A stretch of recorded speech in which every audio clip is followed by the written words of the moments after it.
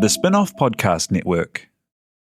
Are you making the most of your KiwiSaver investment? Generate is an award-winning KiwiSaver provider with a track record of strong long-term performance. Making a smart decision now could add tens of thousands of dollars by the time you reach retirement. Book a no-obligation chat with a Generate KiwiSaver advisor today at generatekiwisaver.co.nz/get-advice. A copy of the product disclosure statement is available at generatekiwisaver.co.nz. The issuer of the scheme is Generate Investment Management Limited, and of course, past performance does not guarantee future returns. I'm Toby Manhire, and this is Juggernaut, the story of the Fourth Labour Government, a podcast in 6 parts. Doesn't give my opponents much time to run up to an election, does it? This nation is at risk. What do you think you're up to now, you perverted little liar? I could smell the uranium on it as you lean towards it. Most radical overhaul in the history of New Zealand's administration. Juggernaut, the story of the Fourth Labour Government, made with the support of New Zealand On Air. Listen now on The Spin-Off or wherever you get your podcasts.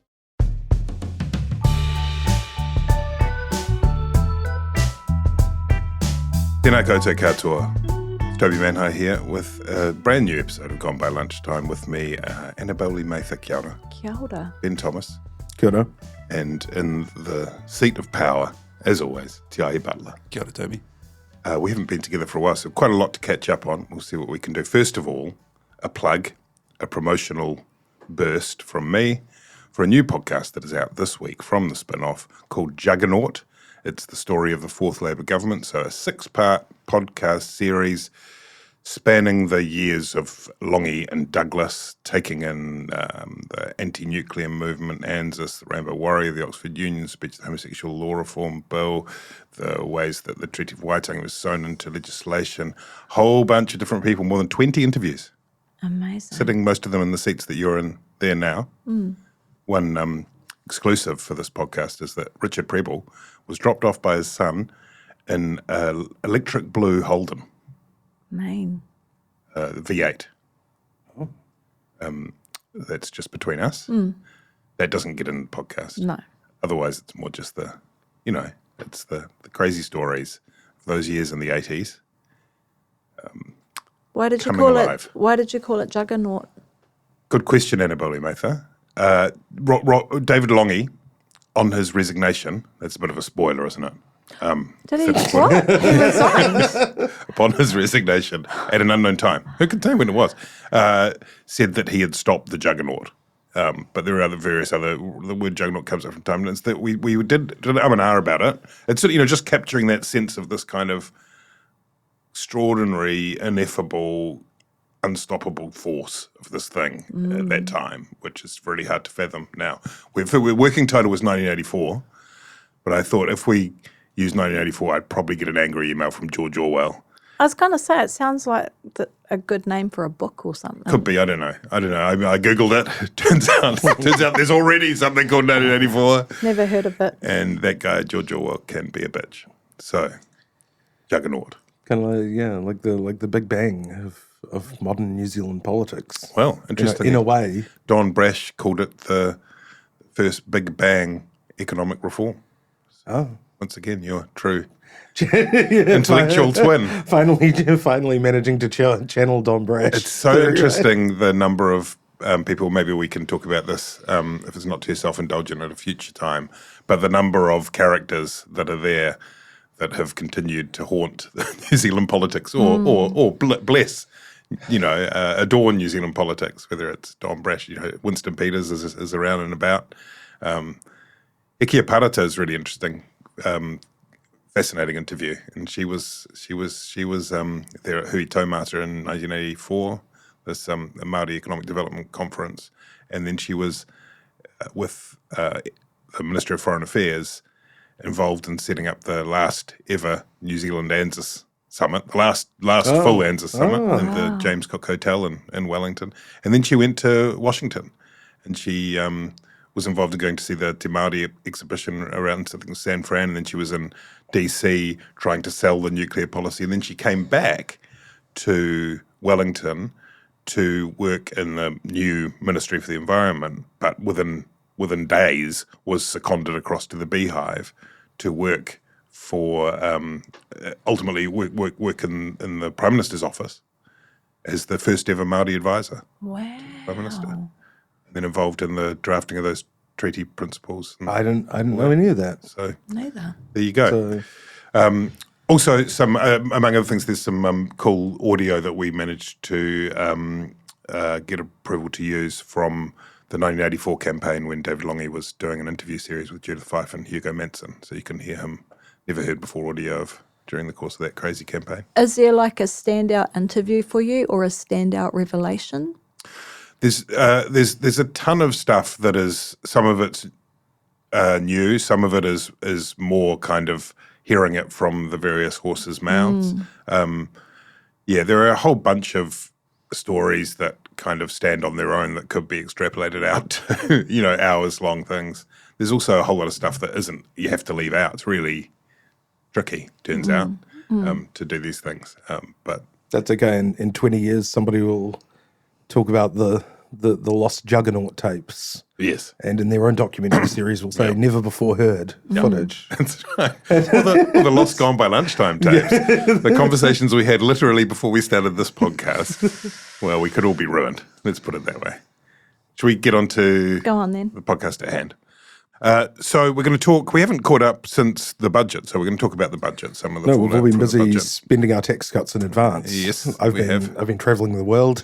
Have you? I've been travelling the world, just throwing dollar bills, flushing it down airplane toilets, Helicopter rides, the whole thing, jet boats.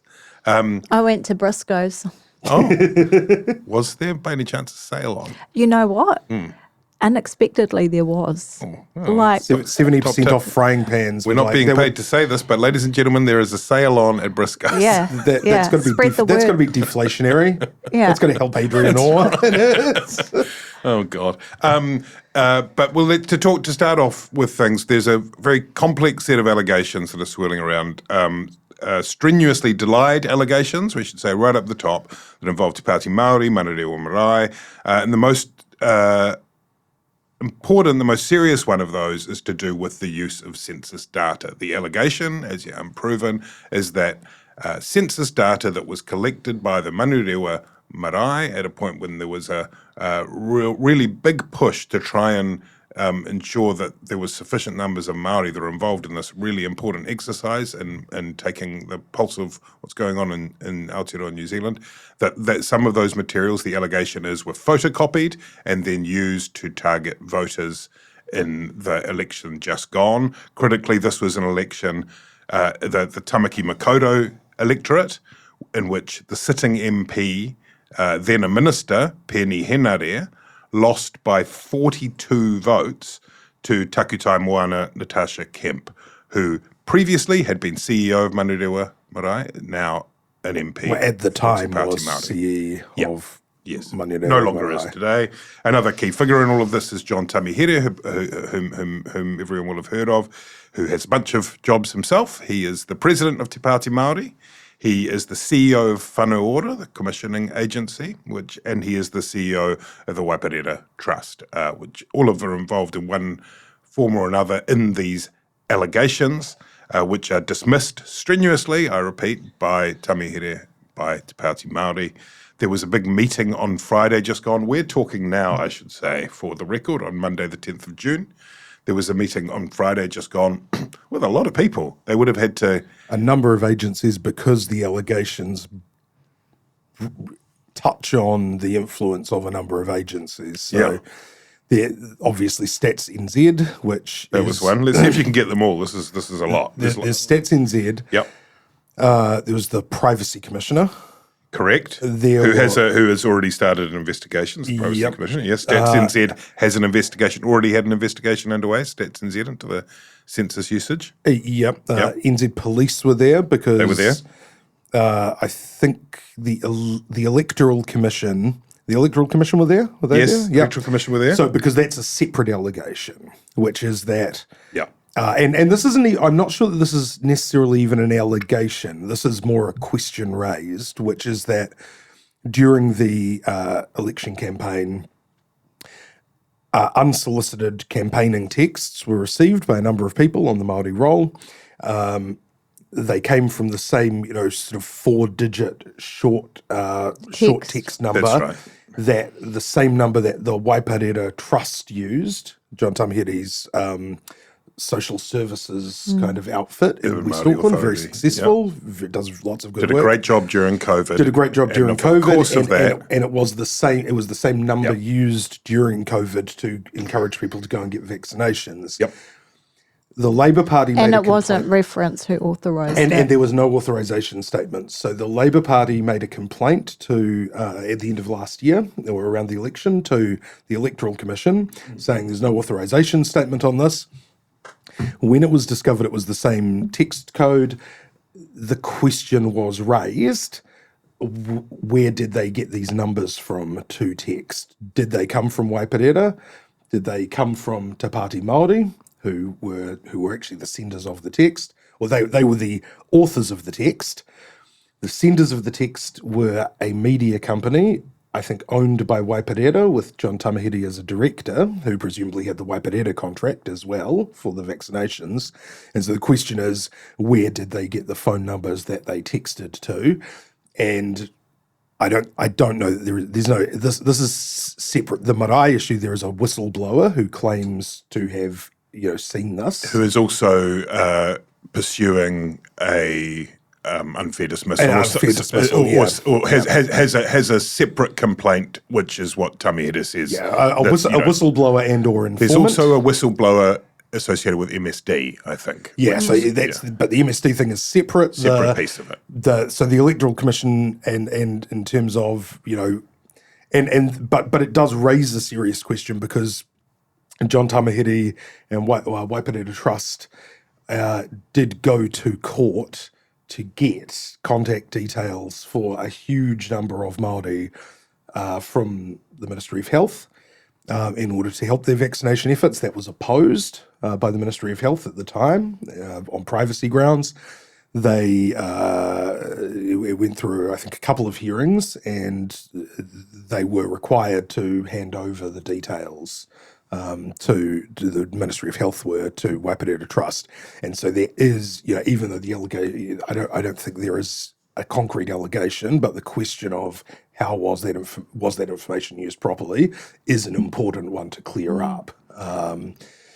It's a bit of an onion of a story too, because then prior to that, there was a story broken by TV3, which was again strongly denied by Manurewa marae, where there was accusations that fake vaccinations were being given to people so that they could get their vaccine passes without actually being vaccinated. Right. And, there was allegations that it involved the Destiny Church. Again, that was very strenuously denied. And then there was also a story that was broken by Māori TV last year, raising concerns about how the polling booths were operated by Manurewa marae on election day.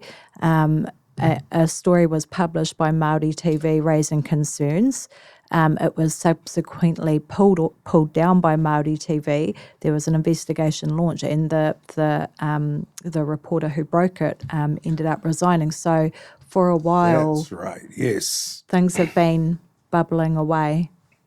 Yeah, and I mean, it's worth noting that bubbling does not constitute any. No, there are investigations. No. So there's no proof of any of these allegations in the public domain. Yes. They haven't been proven, any of the allegations. But they're taken together, they're very serious. What is really...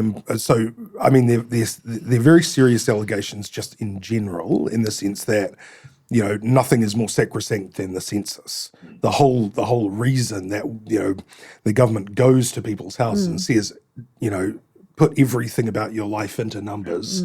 Tell us everything about, your demographics, how you live, how much you earn. We're not going to share this with anyone. We're not going to share it with IRD. We're not going to share it with anybody.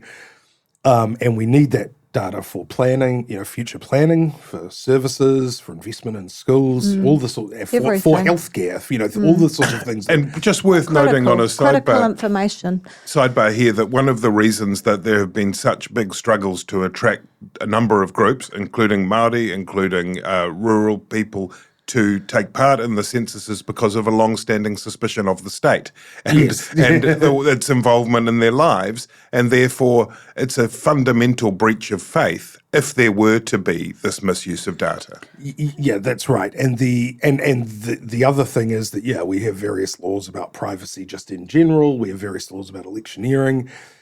The other thing, though, which is more, the even bigger picture here, is that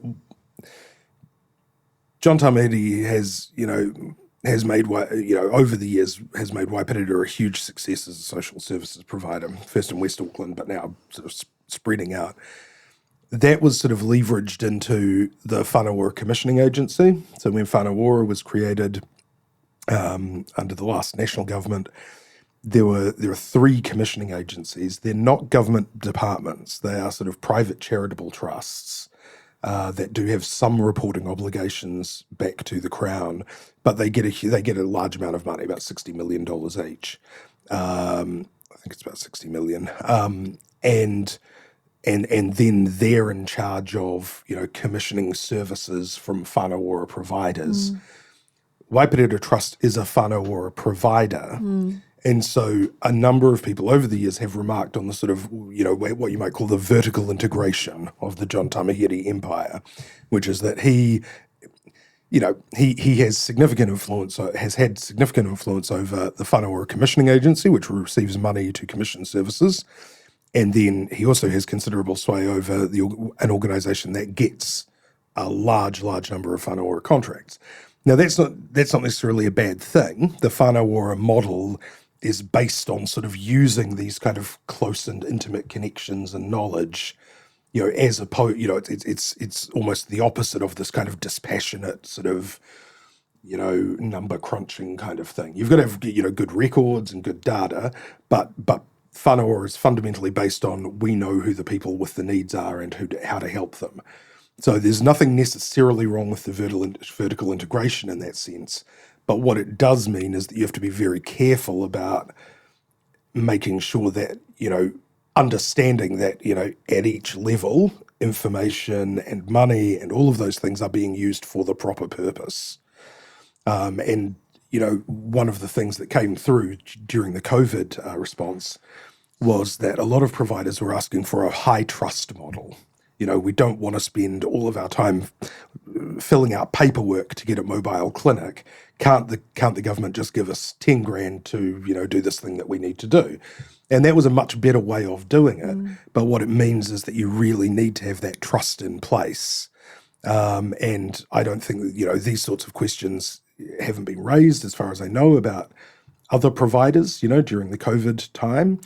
But because Waipirira is so big, because Waipirira is so central in the Whanawara sort of space, there is a big reputational problem for direct funding for the high trust model if something goes wrong, if something has gone wrong here. That's why it's important to clear it up. Yeah, I think the other issue that's looming large in the background is the discussion around Māori data sovereignty and the fact that Stats New Zealand census can't come out and guarantee that people's data has been handled appropriately.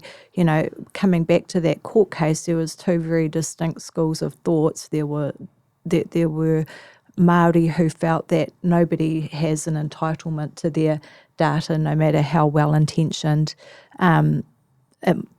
they are in terms of how it might be used, and another school who very much felt that in times of emergency you need to pull down all the barriers to getting it. But I think that there is a concern that there is a cohort of Māori who have very little in the way of assets, wealth, resource.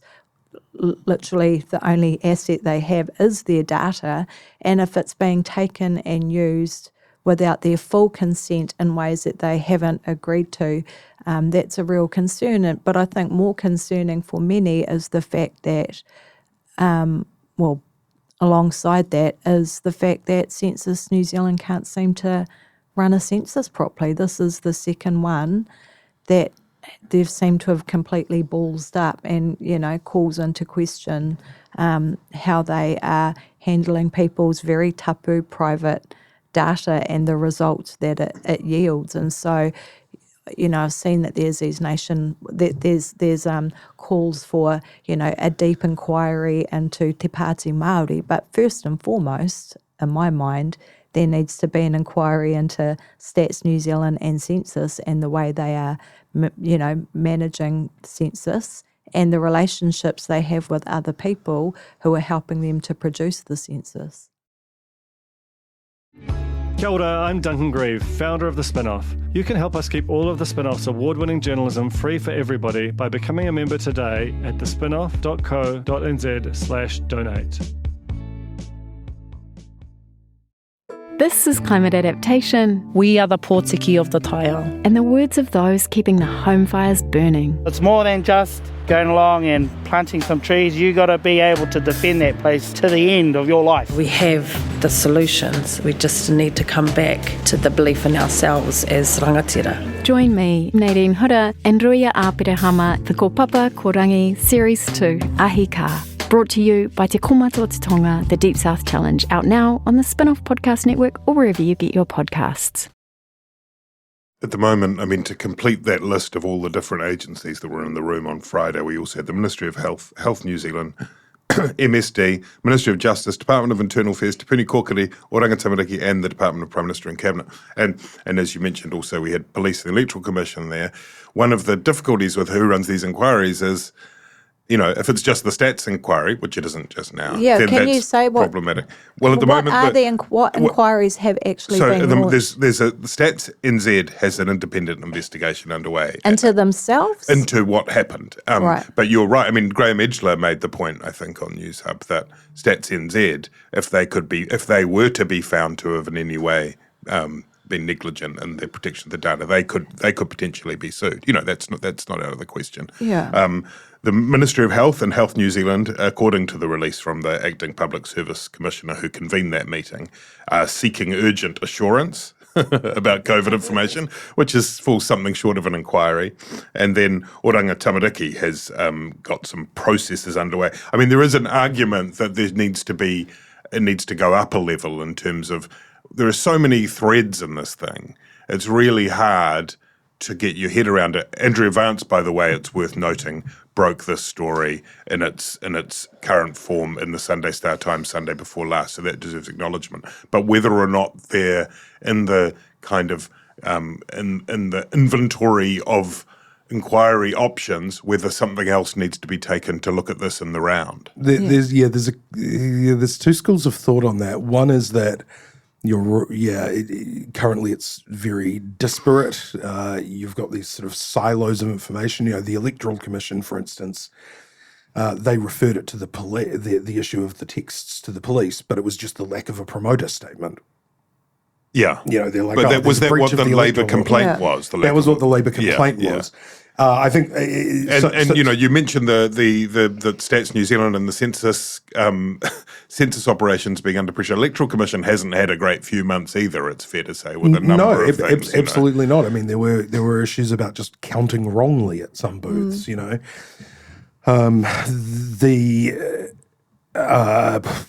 Yes, Stats NZ, they'll do an inquiry, but of course... Shouldn't someone be inquiring into them, though? Well, this is the thing, right? They have something of an interest in the outcome as well. Yeah. It's an independent inquiry, they say. But there are all these different layers of inquiry. You could have a Cabinet Office inquiry, for example. But then the counterpoint to that, I guess, is that currently this is being framed as a Te Pāti Māori scandal, which I don't think it is. I totally agree. It's like it's not a Te Pāti Māori scandal. It's government departments basically ballsing up several different contracts or key jobs that they're supposed to do.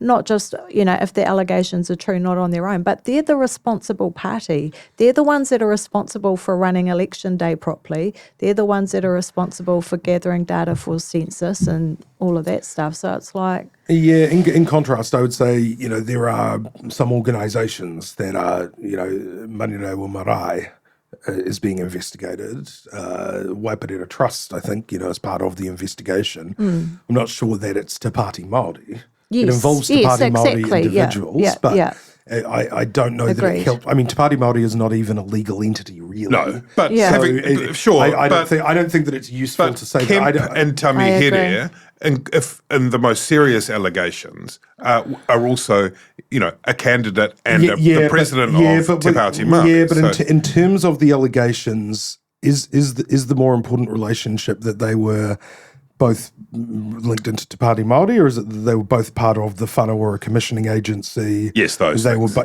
right? That they were both part of the Tamihere sort of empire, and I think that that's where the questions are. Again, none proven and strenuously denied, but where the questions are and where it's important, which is an organisation or a number of organisations that get a large number of government contracts because they hold themselves out as being able to provide, reach into Māori communities that we know that government departments sometimes lack. That's where the question needs to be cleared up, as opposed to the political party, Te Pāti Māori. I don't think anything's to be gained from hauling Hannah Maipi Clark into an interrogation room or something, right? What the issue is, those organisational structures who had government contracts, who were undertaking government contracts, and how they and the departments managed that. It must be incredibly frustrating for them too, because, they had a really successful week during budget week. I think the activation was, went very well for them, considering the short notice, possibly a little bit of a comms, not failure, but better comms around calling it an activation or a protest rather than a strike, which then raised a whole lot of sort of legal issues about employment and all that. But it went really, obviously there was an incredible turnout, great headlines for them. Did your PR firm do this, Ben? Activation and kākoi. There was a lot of, someone was working a whiteboard for this. That's some rangatahi stuff there. No, although I did read on the spin-off, Liam Ratana, the new RT excellent editor. new editor for RT. Yeah, he's been doing some good stuff, and he sort of he put up a kind of a think piece about Māori activism that I thought sort of maybe provided some pointers towards the what had been happening. And with then the activation, raising the idea of a Māori parliament, so really kind of controlling the Māori political narrative, through budget week. So to have this blow up so close to that must be really frustrating for those guys. Speaking of, one of the things that Liam raised was in terms of the question of the organisation of the activation. He noted that sometimes sort of non-iwi but pan-Māori organisations that often depended on government contracts had been known in the past to fund sort of grassroots activism.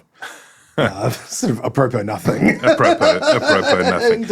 On the budget and on unwelcome newslines emerging, Nicola Willis has been working very hard on the budget that she unveiled a couple of weeks back, and was hoping, I would have thought, that the headlines as they developed over time, because it's always interesting the way this happens with budgets. There's that immediate response, and then there's the stuff that kind of unravels and becomes the more dominant narrative. And that looking at this point, back at it, the main story out of the budget appears to be the decision not to fund 13 new cancer drugs, as promised in the election campaign, the ones that were recommended by the Cancer Control Agency at a cost, a relatively modest cost in budget terms of $280 million over 4 years. And the way this played out was made worse, I think, Annabelle, because there seemed to be a range of different reasons cited. It was because there were procurement issues. It was because the revenue hadn't been raised yet by reintroducing the prescription charge, or it was just generally because we're tightening belts and it will happen at a certain point. Wasn't there? There was a bit of a fiscal cliff situation. You can't get away from fiscal cliff. He's always walking into the room. Even Stephen Joyce, who's not given to be particularly critical of the government in his columns, sort of basically said this is politics 101 when you're dealing with something. I mean, there are separate issues maybe which we'll get into around whether or not it's a good idea to start dictating spending of Pharmac. Maybe the issue around the procurement is partly to do with when you announce in an election campaign that you're going to fund certain drugs, the providers of those certain drugs aren't necessarily terribly likely to cut you a deal in terms of the mass purchase.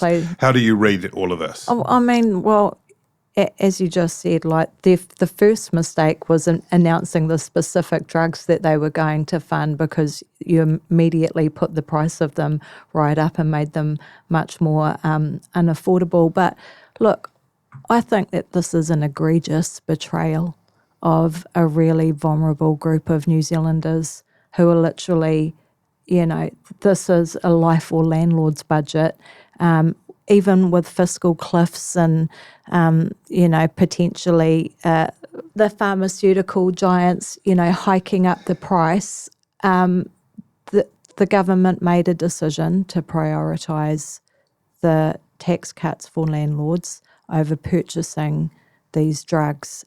And there would be a significant cohort of New Zealanders who voted for National for the specific reason, because them or their loved one's life depended on them getting access to these medicines. I'm shocked, frankly, that you could break such an important promise to such a vulnerable group of New Zealanders this early into your reign. I feel so aroha for those people who, went into this election thinking that help was on the horizon. And now there's, they realise how bad it is, and they're now saying that, it's going to happen. It's just not going to happen yet, probably before the end of the year. Too late.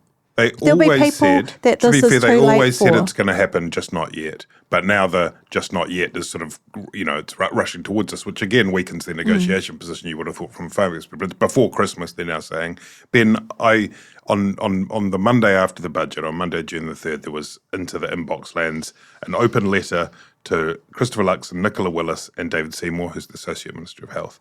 And it's a sort of heartfelt cry from a group of organisations who have a lot of mana in New Zealand, whether it's Breast Cancer Foundation, the Prostate Cancer Foundation, Leukemia and Blood Cancer, just a massive alliance of all these groups listed out there, and this is a real cock-up. Yeah, it's a really interesting one, because I think Dr. Shane Dedetti, has been kind of hung out a little bit by his leadership here, in that he has been running a consistent line since at least, I thought March, but I think February, according to Anna White in the Sunday Star Times yesterday, that they backpedaled from it was a National Party promise during the election campaign. Now, not all National Party promises were translated into coalition policies, as we know. They began to backpedal this. I think it was a couple of interviews with Stuff in February. Reti said, we will need to have the money coming in from cancelling the $5 prescription subsidy before we can look at paying for these drugs. Now, first of all, I think that was probably a line foisted on him by the higher-ups as well, because that's not really how you do the accounting for most things. They cut the taxes, or rather they cut spending on government departments, and that's an ongoing process.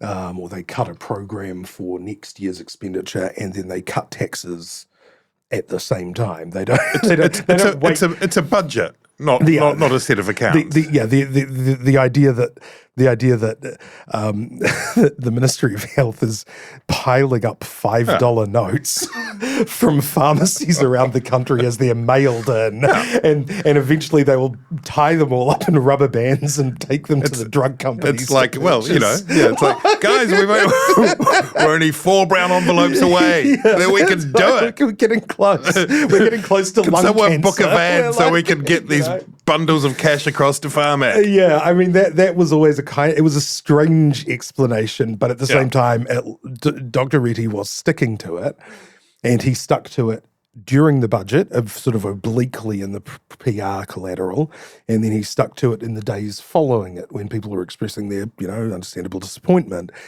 And then Luxon starts going, oh, it's just some procurement issues we're working through. It's like, is the procurement issue like getting the $5 notes or no? And then they say, well, and then Nicola Willis comes out and says, oh, because of Pharmac's unique model. It's like, you weren't just informed about Pharmac's unique model. Wait a second. It's like Tell me through this again. How Pharmac works is not like the fucking, Monday morning surprise, like the BNZ being insolvent or a currency crisis you weren't told about. It's like, this is pretty well-known stuff, right? So I think that, they're obviously really scrambling and now they're, we were always, I think they just fucked up. I think that they looked at all of the polling, cost of living, number one issue by far. Yeah. They thought this was one of the things that they could just put on the back burner or dump to make the accounts look a little better. And it turned out that was incorrect. It turned out that cost of living was not the only thing that people were looking at. It turns out that the flip side of making promises like that, which go, as Annabelle has just laid out, to some of the most personal, important, emotional, really to the core of our lives. If you make promises, if you play to that in an election campaign, then you need to deliver on it. And it's a tough one, even though this wasn't a cut. One of the things throughout the budget that I think the government did pretty well on in terms of, the whole cutting the fat was there were a lot of cuts, but a lot of them were to things that the vast majority of people would look at any, even if they were sort of pepper potted around, the vast majority of people would look at any single cut and go, well, I'm not too worried about that. For instance, there was one of my favorite cuts because it's so thematically in tune with everything the government is doing, both in terms of trying to save money anywhere they can and also, really get New Zealand building again was they cut the $600,000 a year environmental legal fund, which helps like little community groups go to the environment court and oppose, dumping in their river or whatever. And they're like, no, absolutely not. We're not risking it. We're not risking them holding anything up. But the vast majority of people wouldn't notice that. If it was brought to their attention, they'd be like, well, it doesn't affect me. Everybody knows somebody who's been affected by cancer. It's just not one of those things that you can kind of just say, sweep off to the side. Yeah. Once the promise is made, that is. Because, of course, there are most parties didn't make any promise about cancer drugs and it wasn't held against them during the campaign. But once you've made the promise, there's expectations. Yes, that's how it works. And you've specifically named the drugs and people out there know that this is the drug they need or their loved one needs. It makes a very material difference in their perception of how long their loved one is going to be alive. That's what it comes down to, right? Like it's pretty... the budget more broadly, Nicola Willis had to thread that needle, a difficult one. We've now... The surplus isn't kicking in till after the next election on the current, projections, which will move around. The operating allowance has been, I can't remember the exact numbers, but really, really, really cut to the bones. There's not a lot of money swishing around that you can spend on things that come up. So the figures are this year the operating allowance, that is the new spending for the baseline. Yeah. So new spending, which will then carry on. He doesn't have notes, ladies and gentlemen. He's just gonna rattle out some numbers. Look at this. These numbers might not be right. I think the numbers might not be right. We should put that at the top of every podcast. I think it was suggested that it would be $3.5 billion operating allowance this year for this year's budget. In the end, it was $3.2 billion, and I think that might have been a bit of a rearguard action from ACT and the coalition partners to sort of pull that back. The operating allowance for the next 2 years is $2.4 billion in each year. Now that once you've taken into account inflation, that kind of thing, historically that's pretty tight. Yep. That's what Treasury says, that the cost pressures on the existing spending by inflation and population growth will be $2.5 billion. Yep. So it will be a real cut, even if you're just trying to keep the services going, let alone new spending like cancer drugs, let alone new spending like anything else that might come up. Yeah. Now, the projections, when you look at the projections of both both the surplus or debt, for each year. It gets you back into surplus if you believe that that's what's going to happen. Now, but what we saw with Grant Robertson is that he would also give himself these very responsible-looking operating allowances, and then, as Nicola Willis pointed out during the campaign very effectively, every year he just blew the top off it.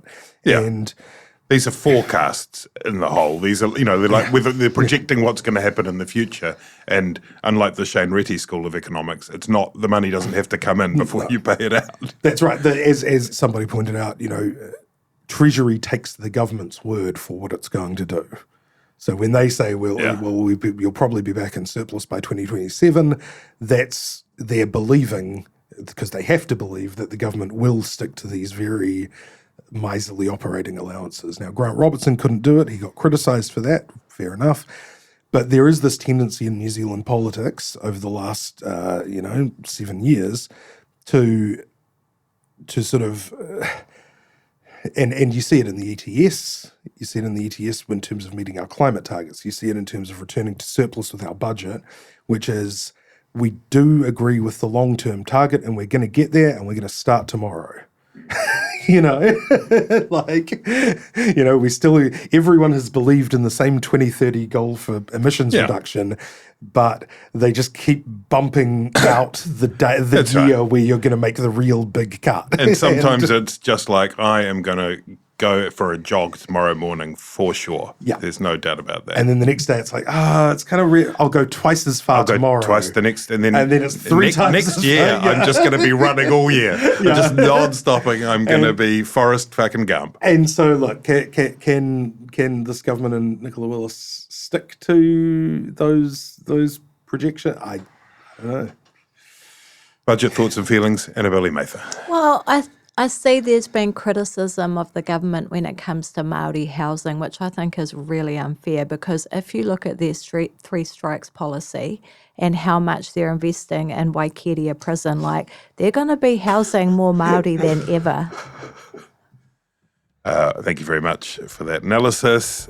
That's us for today. It's been fun, and we'll be back before you can say fiscal cliff. Kia ora.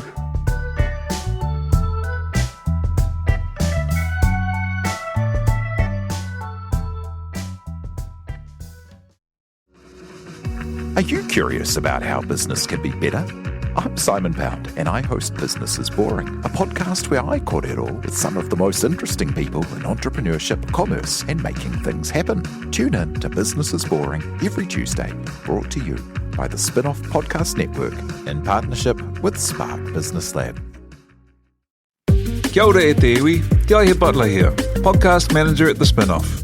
If you enjoy listening to our podcasts, consider supporting our mahi by signing up to become a Spin-Off member at thespinoff.co.nz/donate. The Spin-Off Podcast Network.